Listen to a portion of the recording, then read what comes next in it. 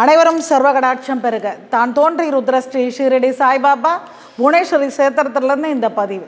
இப்போ பார்த்தீங்க அப்படின்னா தைப்பூசம் பௌர்ணமி இரண்டும் கலந்து வரக்கூடியது நன்னாள். அப்படிப்பட்ட நல்நாளில் எத்தனையோ பேர் இப்போ பழனிக்கு போக முடியாதவங்க இருக்கலாம். அப்படிப்பட்டவங்க இல்லத்தில் எந்த முறையில் பூஜை செய்யணும், எந்த முறையில் அந்த பூஜைகள் செய்யும்போது நம்மளுக்கு பலாபலன் கிடைக்கும். அதாவது சஷ்டி, இந்த அம்பாளுடைய அனுகிரகம் அனுகூலம் நிறைய பேருக்கு தெரியறதில்ல. காரணம் எதனாலன்னா சஷ்டின்னா திதி தானே அப்படின்ற மாதிரி போயிடுறாங்க. சஷ்டிங்கிறது ஒரு தேவதை, ஒரு பெண். அவளை வழிபாடு செய்யும்போது அந்த சஷ்டி திதியில் நம்ம வழிபாடு செய்யும்போது கண்டிப்பாக பல அற்புதமான அளப்பரிய பலனை பெறலாம். இந்த அம்பாள் எப்படின்னா இடுப்பில் ஒரு குழந்தை, கையில் ஒரு குழந்தை, வாகனம் பூனை. இந்த அம்பாளுடைய தன்மை. இந்த அம்பாளுடைய படத்தை வீட்டில் வைத்து இந்த தைப்பூசம் அன்னைக்கு சக்கரை பொங்கல் நைவேத்தியம் பண்ணி, அதே நேரம் பார்த்தீங்க அப்படின்னா மாவிளக்கு.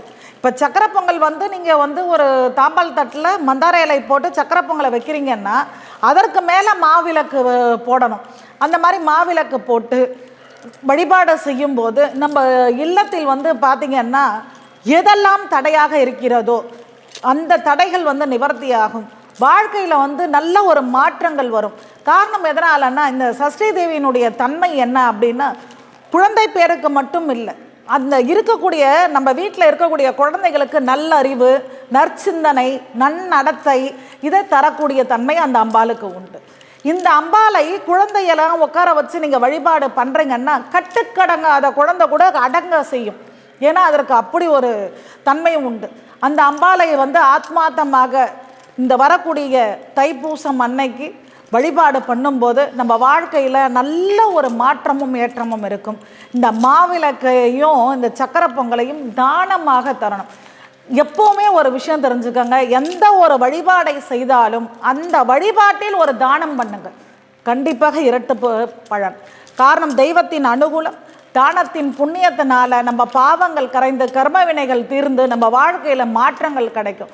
சஷ்டி தேவியினுடைய படத்தை வைத்து யார் ஒருத்தர் தைப்பூசம் அன்னைக்கு இந்த வழிபாடு செய்கிறாங்களோ பௌர்ணமி அன்னைக்கு உரியது.